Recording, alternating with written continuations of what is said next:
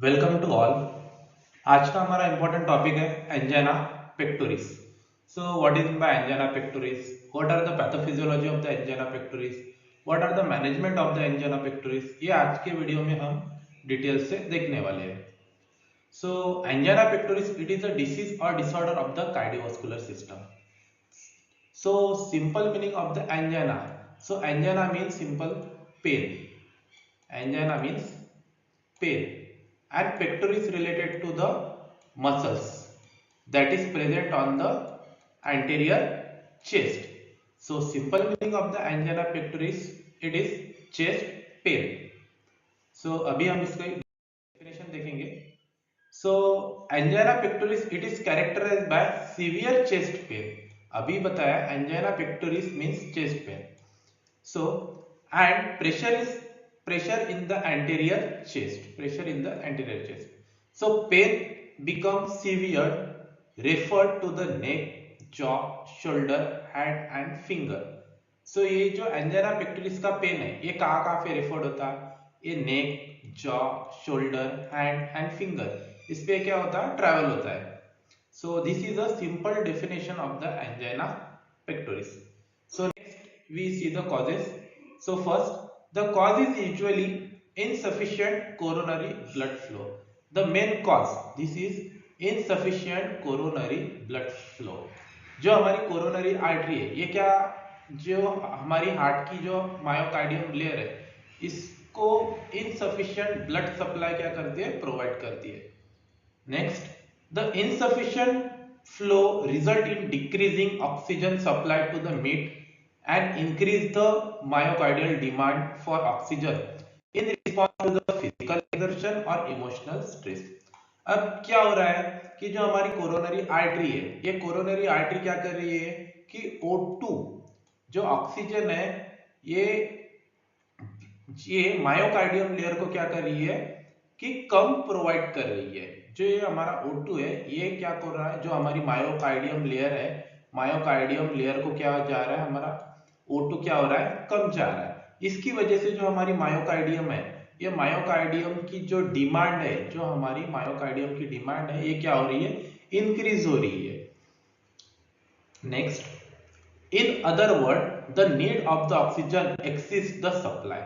जैसे कि हमने अभी बताया कि जो हमारा ब्लड है कोरोनरी आर्टरी से जो मायोकार्डियम को कम जा रहा है, इसकी वजह से जो मायोकार्डियम हार्ट की जो लेयर है उसमें ऑक्सीजन डिमांड बढ़ रही है. एक तरफ से क्या हो रहा है, जो ब्लड है ब्लड ब्लड कम जा रहा है, कहाँ पे, मायोकार्डियम को. मायोकार्डियम जो हमारी हार्ट की लेयर है इसको कम जा रहा है, लेकिन ये और साथ में क्या हो रहा है, जो ऑक्सीजन सप्लाई है ये क्या हो रही है, कम जा रही है मायोकार्डियम को. लेकिन ऑक्सीजन सप्लाई मायोकार्डियम को कम जा रही है, लेकिन जो मायोकार्डियम लेयर है इसमें क्या हो रही है, ऑक्सीजन की डिमांड क्या हो रही है, इंक्रीज हो रही है. इस टर्म इसके वजह से हमारी चेस्ट में क्या हो रहा है, पेन हो रहा है. और नेक्स्ट जो मेन इसका जो कॉज है, इसका जो मेन कॉज हम बता सकते हैं एथ्रोमा एथ्रोमा एथ्रोमा ऑन कोरोनरी आर्टरी. जो हमारी कोरोनरी आर्टरी है इसमें प्लेक फॉर्मेशन हो रहा है. इसके वजह से क्या हो रहा है, कोरोनरी आर्टरी की क्या हो रही है, जो ये ल्यूमेन है ये ल्यूमेन क्या हो रही है, नैरो हो रही है. इसके वजह से जो ब्लड जा रहा है यहाँ से क्या हो रहा है, decrease amount of blood heart को मिल रहा है. इसके वजह से हमारा चेस्ट में क्या हो रहा है, पेन हो रहा है. सो नेक्स्ट हम देखेंगे risk factor. Risk factor, first risk factor जो है टोबैको यूज. आप सबको पता है टोबैको में क्या, निकोटीन नाम का एक फैक्टर है. ये निकोटीन क्या कर रहा है, जो हमारी ब्लड वेसल्स है ये ब्लड वेसल्स पे जाने के बाद ब्लड वेसल्स के इनर लेयर को क्या कर रहा है, चिपक रहा है, इस एग्रीगेट हो रहा है. इसकी वजह से क्या हो रहा है, जो ये ल्यूमेन है ये ल्यूमेन की साइज जो हो रही है वो कम हो रही है. इसकी वजह से हार्ट को जो ब्लड सप्लाई मिल रही थी वो कम मिल रही है. इसकी वजह से पेशेंट के चेस्ट में क्या हो रहा है, पेन हो रहा है. Second, diabetes. थर्ड जो रिस्क फैक्टर है high blood pressure. Fourth, high blood cholesterol और triglyceride. family history of heart disease, older age or advanced age, lack of exercise, fifth obesity. These all are the risk factor of the angina pectoris. Next हम देखेंगे what are the types of angina pectoris. So first types है stable angina. What is by stable angina? So stable angina means ऐसा type का angina जब भी patient work कर रहा है, वर्क करने के बाद अगर पेशेंट को चेस्ट में पेन हो रहा है तो दैट टाइप ऑफ एंजाइना हम स्टेबल एंजाइना में इंक्लूड करेंगे। और ये जो स्टेबल एंजाइना है ये अगर रेस्ट करने के बाद अगर पेशेंट का चेस्ट पेन कम हो रहा है या उसको हमने जो टैबलेट है एंटीजी नाइट्रोग्लिसरीन टैबलेट देने के बाद पेशेंट का जो पेन है चेस्ट पेन रिड्यूस हो रहा है उस टाइप के एंजाइना को हम स्टेबल एंजाइना बोलते हैं। नेक्स्ट जो टाइप है उसको बोलते हैं unstable angina. Unstable angina means क्या होता है कि जो पेन है at the time of rest person rest भी कर रहा है तो भी पेशेंट के चेस्ट में क्या हो रहा है पेन हो रहा है, तो इस टाइप ऑफ कैटेगरी हम अनस्टेबल एंजाइना में डालेंगे। और ये टाइप में जैसे कि पेशेंट रेस्ट करते समय भी पेशेंट को पेन हो रहा है और उसको हमने टैबलेट भी दी एंटीजी जिसको हम नाइट्रोग्लिसरीन बोलते हैं, ये नाइट्रोग्लिसरीन टैबलेट भी देने के बाद अगर पेशेंट का पेन कम नहीं हो रहा है तो ऐसी कैटेगरी में हम अनस्टेबल एंजाइना बोलते हैं। नेक्स्ट टाइप है variant angina. So variant angina it is also known as vasospastic angina. Vasospastic, तो what is in by vasospastic? Vasospastic means जैसे कि जो हमारी ब्लड वेसल्स है ये ब्लड वेसल्स की जो ये ल्यूमन है ये ल्यूमन का क्या होना है कम होना, इट इज नोन एज वैसोस्पैज्म और variant angina. Next nocturnal angina it is occur at the night time। nocturnal angina occur at the night time। रात के समय में अगर पेशेंट के मायोकार्डियम को ब्लड सप्लाई अगर कम जा रहा होगा तो उसको हम क्या बोलेंगे nocturnal angina. These are main four types of the angina pectoris। First stable angina, second unstable angina, third variant angina, fourth nocturnal angina। Next हम देखेंगे what are the pathophysiology of angina pectoris। First due to the etiological factor. Etiological factor कोई भी हो सकता है, अभी बताया जैसे कि insufficient blood flow to the myocardium, जैसे कि atheroma. Due to that etiological factor obstruction और spasm to the coronary artery. जो हमारी जो कोरोनरी आर्टरी है, कोरोनरी आर्टरी में क्या होगा एक ऑब्स्ट्रक्शन आएगा या क्या होगा स्पाज्म होने से क्या हो रहा है increase O2 demand to myocardium. अगर कोरोनरी आर्टरी में क्या हो रहा है कि स्पाज्म आने से जो ये ब्लड सप्लाई मायोकार्डियम लेयर को कम मिल रही है, इसके वजह से जो हमारी मायोकार्डियम है उसमें क्या हो रहा है O2 डिमांड क्या हो रही है बढ़ रही है। मायोकार्डियम लेयर में क्या हो रही है O2 डिमांड क्या हो रही है इंक्रीज हो रही है। उसकी वजह से इंक्रीज द हार्ट वर्कलोड। इसकी वजह से क्या हो रहा है जो हार्ट में जो वर्कलोड है ये क्या हो रहा है इंक्रीज हो रहा है। So reduce blood supply to the myocardium. Myocardium को जो ब्लड सप्लाई मिल रहा था उससे कम हो रहा है, इसकी वजह से पेशेंट में क्या दिख रहा है अपने को चेस्ट पेन, और इसी चेस्ट पेन को हम क्या बोलते हैं एंजाइना पेक्टोरिस। सो नेक्स्ट हम देखेंगे what are the clinical manifestation of angina pectoris. First ischemia to the heart muscles may produce pain। second chest pain, shortness of breath, weakness and numbness in arm, dizziness। diaphoresis means sweating दिखेंगी patient में। nausea and vomiting, feeling of impending death or fatigue। These are all the clinical manifestation are observed in the angina pectoris patient। Next हम देखेंगे what are the diagnostic finding. First history collection. History collection में हम क्या करेंगे patient का all data should be collected from the patient और family member.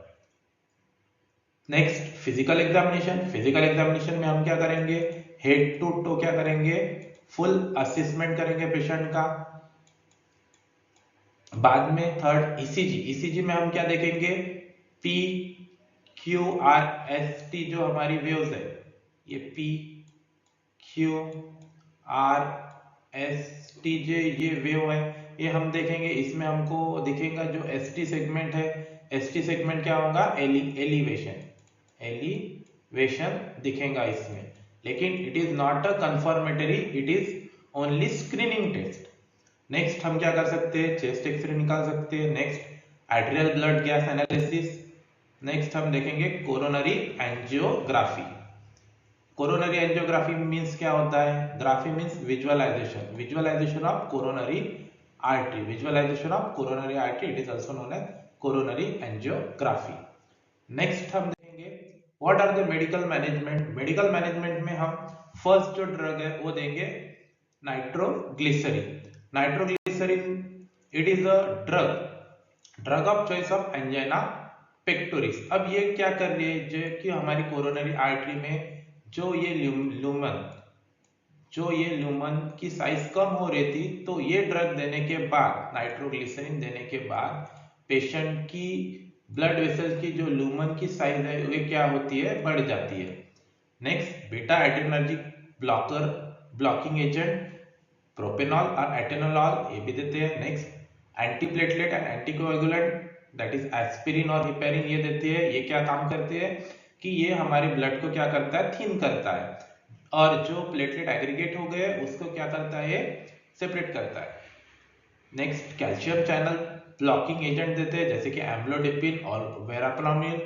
Next हम क्या देते हैं, ऑक्सीजन एडमिनिस्ट्रेशन।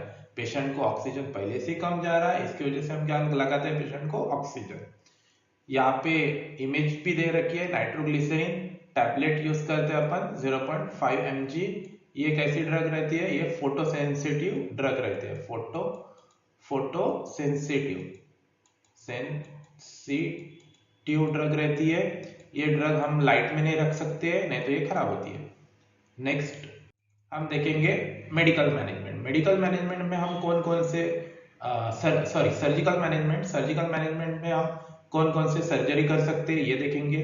इसमें जैसे कि PTCA, percutaneous transluminal coronary angioplasty, जैसे कि इसमें दिखा है कि पेशेंट के रिस्ट या ग्रोइंग एरिया से हम एक ट्यूब डालेंगे जो कि हमारे हार्ट में जाएंगी, और यहाँ पे जो बलून इन्फ्लेट किया है, ये इन्फ्लेट करने के बाद यहाँ से जो ब्लड जाएगा उसकी अमाउंट क्या होगी, बढ़ जाएंगी, और हार्ट जो मायोकार्डियम लेयर को जो ब्लड सप्लाई चाहिए था वो प्रॉपर मिलने की वजह से जो हमको चेस्ट में पेन हो रहा था उसमें का रिलीव हो जाएगा। नेक्स्ट हमारी सर्जरी है CABG, coronary artery bypass grafting. Coronary artery bypass grafting, इसमें क्या करते हैं कि जो हमारे आर्टरी में यहाँ पे अगर एक क्लॉट या थ्रोम्बस और एथ्रोमा जम गया तो हम क्या करेंगे, ये जो सेक्शन है ये सेक्शन कट कर डालेंगे, और वहां से एक नया ट्यूब डाल के उसको क्या करेंगे, हम नया सेपरेट रास्ता बनाएंगे ब्लड फ्लो के लिए जो मायोकार्डियम को हार्ट लेयर को जाता होगा। सो नेक्स्ट हम देखेंगे what are the nursing diagnosis. So first nursing diagnosis, ineffective myocardial tissue perfusion related to the coronary artery disease as evidenced by chest pain or equivalent symptoms।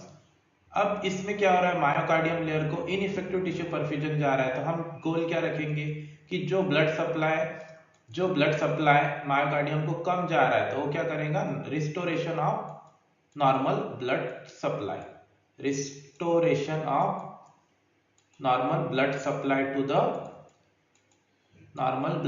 To the myocardium. Next anxiety related to fear of death. इस ये nursing diagnosis में हम क्या करेंगे कि patient को जो भी एंजाइटी हो रही है उसके रिगार्डिंग हम क्या करेंगे, उसको हेल्थ एजुकेशन प्रोवाइड करेंगे। हेल्थ एजुकेशन हम क्या करेंगे, प्रोवाइड करेंगे। So next deficient knowledge about the underlying disease and method for avoiding complication. Fourth, non-compliance, ineffective management of therapeutic regimens related to the failure to accept necessary lifestyle changes. These all are the nursing diagnosis of angina pectoris. किसी को अगर angina pectoris में कुछ भी doubt रहा तो आप comment में मैसेज कर सकती है, और ये जो हमारी एंजाइना पेक्टोरिस की पीपीटी है ये हमारे टेलीग्राम चैनल में भी आपको मिल जाएंगी, और टेलीग्राम चैनल की लिंक हमारे डिस्क्रिप्शन में देख के रखी है। सो जल्द से जल्द टेलीग्राम चैनल को भी आप ज्वाइन करें, और थैंक यू सो मच।